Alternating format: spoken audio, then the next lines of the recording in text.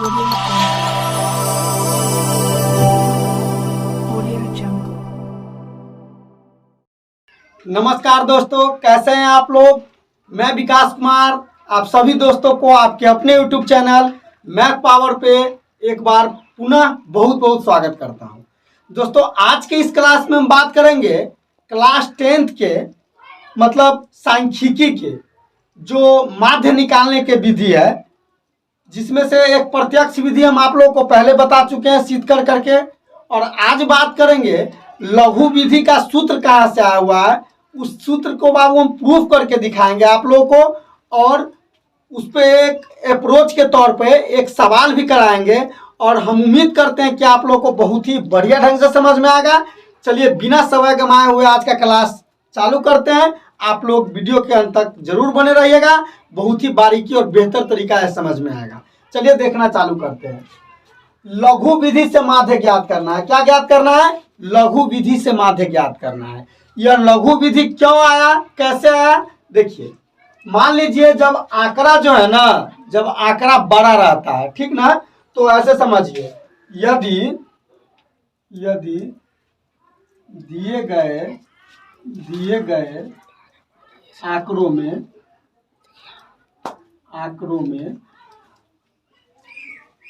यदि दिए गए आंकड़ों में xi तथा fi का मान बहुत बड़ा हो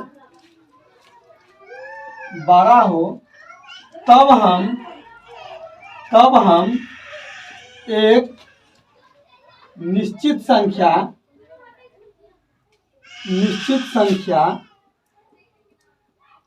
ए घटा लेते हैं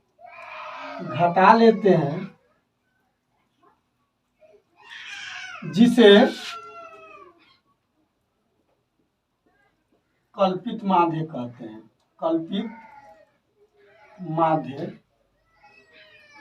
हैं।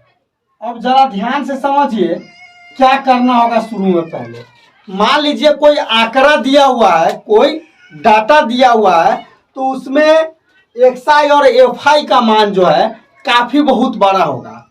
तो उस स्थिति में हम क्या करेंगे, मतलब तब हम एक निश्चित संख्या a घटा लेते हैं। तब हम उसमें से क्या करते हैं, एक निश्चित संख्या a घटा लेते हैं, जिसे कल्पित माध्य कहते हैं। हम लोग कहते हैं जिसे क्या कहते हैं, कल्पित माध्य कहते हैं। कहने का मतलब है अर्थात di, मतलब आंकड़ा के लिए लिखे हैं di डाटा, di बराबर xi माइनस a। di बराबर क्या हो जाएगा, xi माइनस a। कोई दिक्कत? अब देखिए, तो xi का वैल्यू निकाल लीजिए, तो xi बराबर क्या हो जाएगा, मतलब di प्लस a। xi बराबर क्या हो जाएगा, मतलब di प्लस a, या इसको ऐसे लिख लीजिए a प्लस di। चलिए यहां तक किसी को समझने में दिक्कत है? अब हम लोग क्या करेंगे, अब जो है, अब माध्य बराबर हम लोग क्या जानते हैं, माध्य को x डैश से सूचित करते हैं। माध्य बराबर कल के क्लास में हम लोग बताए थे, मतलब सभी प्रेक्षणों का योग बटे प्रेक्षणों की संख्या, और सभी प्रेक्षणों का योग इस टाइप से आता है, मतलब x1 f1 plus x2 f2 plus x3 f3 dot dot dot xn और fn। ठीक, सभी प्रेक्षणों का योग अब बटे में प्रेक्षणों की संख्या। तो प्रेक्षणों की संख्या में क्या हो जाएगा, f1 plus f2 plus f3 dot dot dot fn। बताइए, जरा सा भी समझने में दिक्कत है?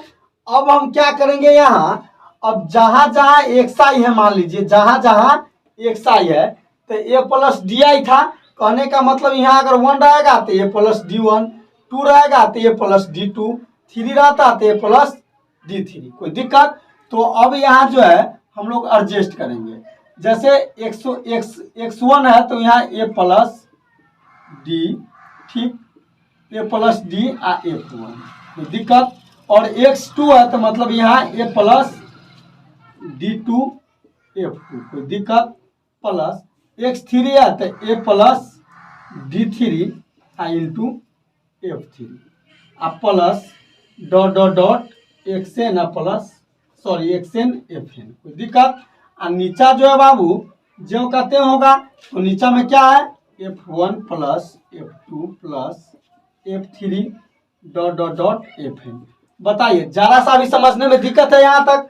अब क्या करेंगे, अब इस F1 से बारी बारी क्या करेंगे, इसमें गुना कर देंगे। ठीक, इस F1 से क्या करेंगे, गुना कर देंगे। ठीक है, या यहाँ F1 है तो यहाँ D1 लिखिए लीजिए, बेहतर रहेगा।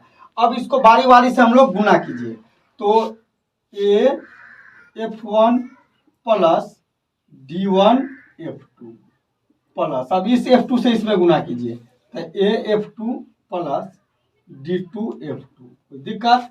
अब प्लस अब इससे गुना कीजिए तो A F3 प्लस कोई दिक्कत है D3 F3 अब plus dot dot dot XN और FN कोई दिक्कत है।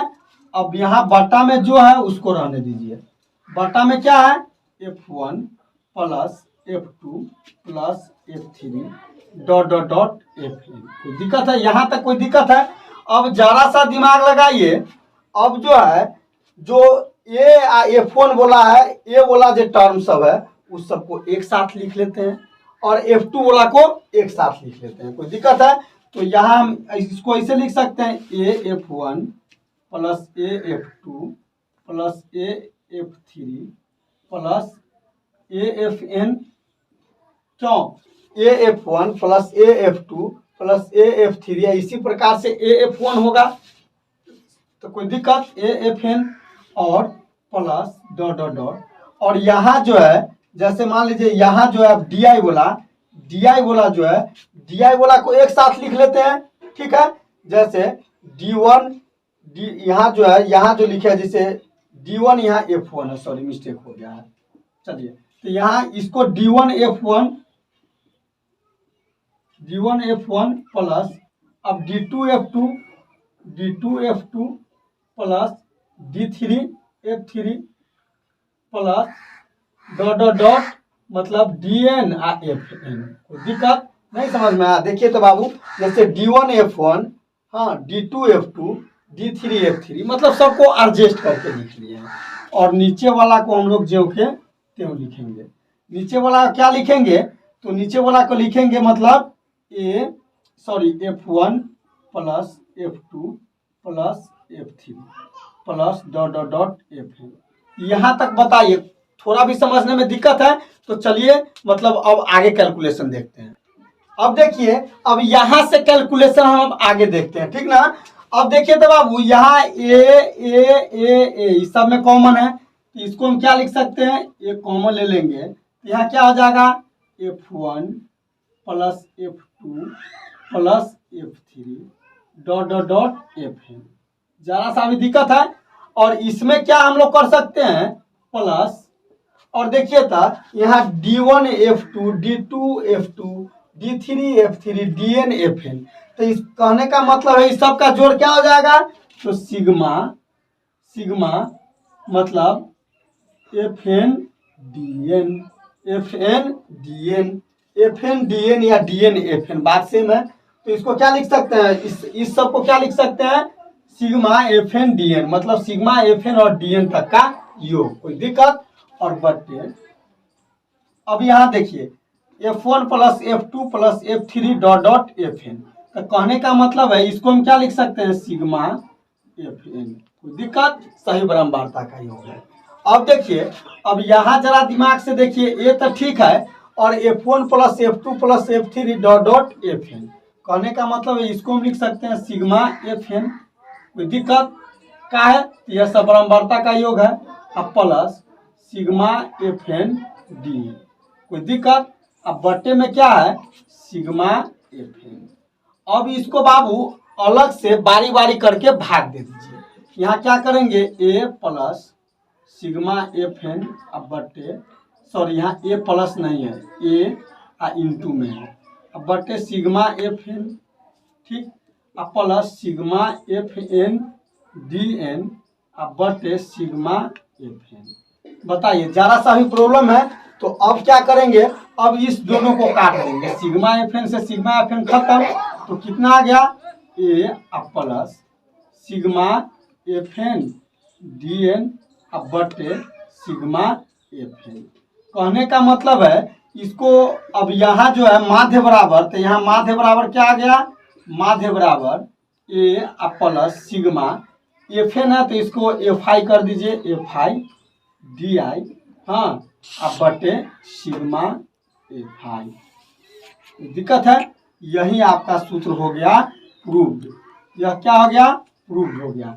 यह किस विधि से प्रूव्ड हो गया, तो अभी अभी हम बताए हैं आप लोगों को लघु विधि। कौन विधि बताए हैं, लघु विधि।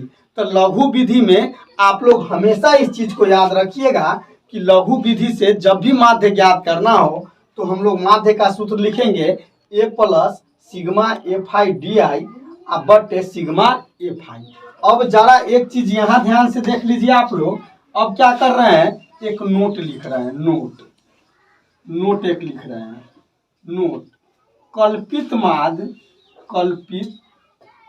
कल्पित माध्य ये हमेशा मिलान चिन्ह के बीच वाला संख्या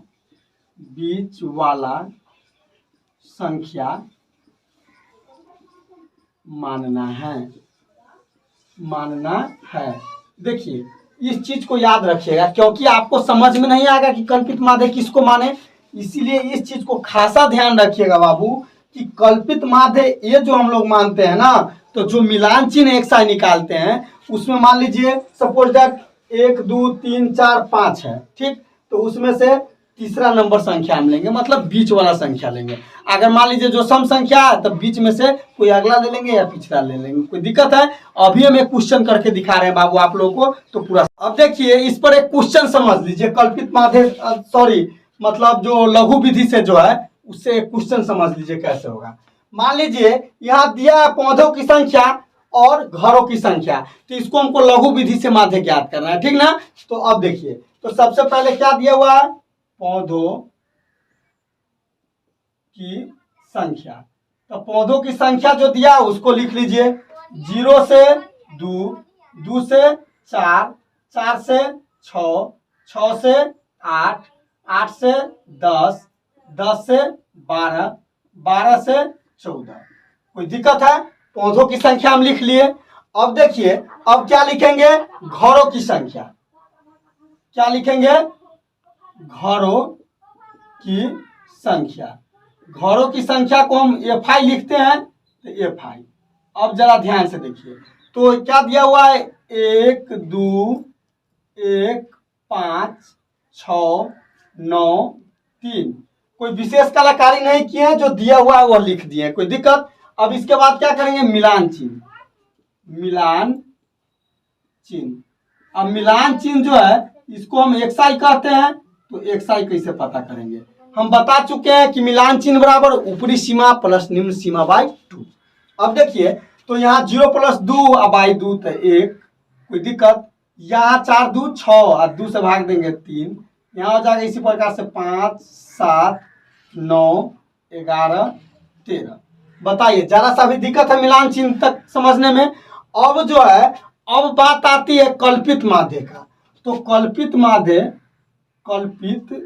माध्य मान लीजिए हम ए माने, तो ये हम बताएं कल्पित माध्य मिलान चिन्ह के बीच वाला संख्या लेना है। जैसे मिलान चिन्ह में यहाँ 1 2 3 4 5 6 7 को संख्या है, तो 3 को इधर से छोड़ दिए, 3 को इधर से छोड़ दिए, तो यह 7 ले लेंगे, कोई दिक्कत है। या अगर अभी आपके मन में यह भी प्रश्न उठता होगा कि सर से अगर मान लीजिए सम संख्या रहता तब क्या करते, तो मान लीजिए 6 को रहता तो 2 को इधर से छोड़ देते, 2 को इधर से छोड़ 2 को नीचे से छोड़ देते, और इस दोनों में से जो मर्जी होता है हम उसको ले लेते। यहाँ मिलान चिन्ह कितना हो जाएगा, ये सॉरी कल्पित माध्य 7। कोई दिक्कत है, तो कहने का मतलब है तो डी आई जो होता है डी आई, यहाँ डी आई नहीं लिखते हैं इसको, तो डी आई बराबर कैसे लिखते हैं, तो डी आई लिखते हैं हम लोग x minus A, x I minus A. D I क्या लिखते हैं, एक्स आई माइनस ए। तो कहने का मतलब यह है, सॉरी ए माइनस एक्स आई ना, ए माइनस एक्स आई। कोई दिक्कत? अब जरा ध्यान से देखिए। अब देखिए डी आई क्या लिखते हैं, मतलब ए माइनस एक्स आई। तो ठीक है, अब यहाँ 7 है तो 7 में से मान लीजिए घटा के लिखेंगे एक को, 7 में से क्या करेंगे, एक को घटा के लिखेंगे। ठीक है, ठीक है। तो अब देखिए, तो मान लीजिए अब यहाँ हमको निकालना है मतलब डी आई, यहाँ सॉरी थोड़ा मिस्टेक है, यहाँ एक्स आई ना होगा, एक्स आई माइनस ए ना, एक्स आई माइनस ए होगा। तो देखिए तो एक्स आई जो है, एक्स आई मेरे पास यहाँ 1 है और मतलब ए कितना है 7, ए कितना माने है 7। कहने का मतलब है वैसे ऐसे समझिए कि जो कल्पित माध्य मानते हैं ना उसमें से इस सबको घटा के लिखते चल जाएंगे। तो 7 तो मतलब इस कल्पित माध्य घटा देंगे तो 1 में से 7 गया तो -6। ठीक, अब देखिए फिर 3 में से 7 जाएगा तो -4। ठीक है, और जो है 5 में से 7 जाएगा तो क्या हो जाएगा, 5 में से 7 जाएगा तो -2 हो जाएगा। ठीक, और यहाँ कितना हो जाएगा, 7 में से 7 जाएगा तो 0 हो जाएगा। अब फिर देखिए 7 में से 9 जाएगा, सॉरी 9 में से 7 जाएगा तो 2 हो जाएगा। यहाँ कितना हो जाएगा, 4 हो जाएगा। यहाँ कितना हो जाएगा, 6 हो जाएगा। एक बार पुनः समझ लीजिए इस चीज को। मान लीजिए एक कल्पित माध्य मानते हैं ना, तो डी आई बराबर अभी बताया प्रूफ किए सूत्र, तो एक्स आई माइनस ए होता है। कहने का मतलब एक्स आई यह दिया हुआ है तो इसमें से जो कल्पित माध्य मानते हैं ना उसको क्या करना होता है, घटा देना होता है। क्या करना होता है, घटा देना होता है। तो अब जरा ध्यान से देखिएगा। तो अब इसके बाद क्या हम लिखेंगे, एफ आई डी आई। क्या करेंगे, F I D I, F I D आई करेंगे। ठीक है, तो एफ आई डी आई जो निकाल रहे हैं बाबू, अब देखिए तो एफ आई यह है और डी आई यह निकला है। तो 1 में -6 से गुना करेंगे तो -6, 2 में -4 से गुना करेंगे तो -8। कोई दिक्कत? 1 में -2 से गुना करेंगे तो -2। ठीक, और 5 में 0 से गुना करेंगे तो 0। ठीक, अब देखिए 6 में 2 से गुना करेंगे तो 12। ठीक, और 9 में 4 से गुना करेंगे तो 9 चौक 36 और 6 3 18। कोई दिक्कत? अब एक काम यहाँ क्या करेंगे, अब जरा ध्यान से देख लीजिए। अब जो है, अब यहाँ पे हमको क्या क्या चाहिए कल्पित माध्य में, तो ये तो सॉरी लघु विधि में तो ये तो पता है, सिग्मा एफ आई चाहिए। तो देखिए तो एफ आई है ना, तो सिग्मा एफ आई, तो सिग्मा एफ आई, तो सिग्मा एफ आई जो करते हैं तो इस सबको जोड़िए, 2 1 3 1 4 5 4 9 6 15 15 9 24 3 27। एक बार पुनः जोड़ लीजिए इसको, मतलब 2 1 3 1 4 5 9 6 15 15 9 24 3 कितना आ जाएगा 27। तो यहाँ क्या लिखेंगे 27। एक बार पुनः जोड़ लेते हैं, मान लीजिए 3 1 4 5 9 6 15 15 9 कितना हो जाएगा, 15 9 हो जाएगा, 15 5 20 4 24 27। ठीक है, अब यहाँ सिग्मा एफ आई डी आई जो है उसको देखिए, तो सिग्मा एफ आई डी आई। अब इसको क्या करेंगे, देखिए प्लस वाला को एक साथ जोड़ दीजिए और माइनस वाला को घटा लेंगे। मान लीजिए 8 6 14 और 2 16, 16 को मान लीजिए माइनस में है तो 16 को इसमें से घटा लीजिए, 36 में से 16 घटा लेंगे तो कितना हो जाएगा, मतलब 20 और 20 और 30 कितना हो जाएगा 50। कोई दिक्कत?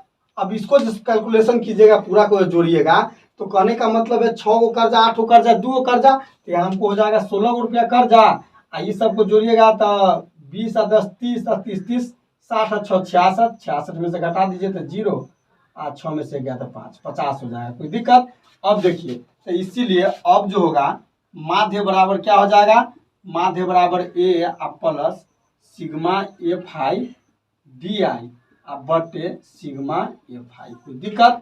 तो अब देखिए तो कल्पित माध्य कितना माने है 7 ना, तो ए के जगह 7 plus sigma F I D आई के जगह 50। यहाँ जो है सिग्मा एफ आई कितना हो जाएगा 27। कोई दिक्कत है? कटने वाला तो काट दीजिए या दशमलव में मान लीजिए लिख दीजिए, तो दशमलव में लिखिएगा तो 7 प्लस इसको भाग दीजिएगा तो 27 गुना 54 1 दशमलव मान लीजिए 50 में भागे दे लेते हैं 27 से। ठीक ना, 1 मरतबे 27, यहाँ हो जाएगा 10 में से 7 गया तो 3 और यहाँ 1.0। तो 20 पंचे 100 7 5 35 ज़्यादा हो जाएगा, तो 4 मरतबे, ठीक, मान लीजिए इतना ही लिए 1.4, तो इसको अब जोड़ दीजिए तो 8.4 8.4 आ जाएगा आंसर। बताइए यह सवाल समझने में किसी को दिक्कत है? अब देखिए बाबू, तो आज का क्लास हम यहीं पे समाप्त करते हैं और देखने के लिए धन्यवाद, शुक्रिया।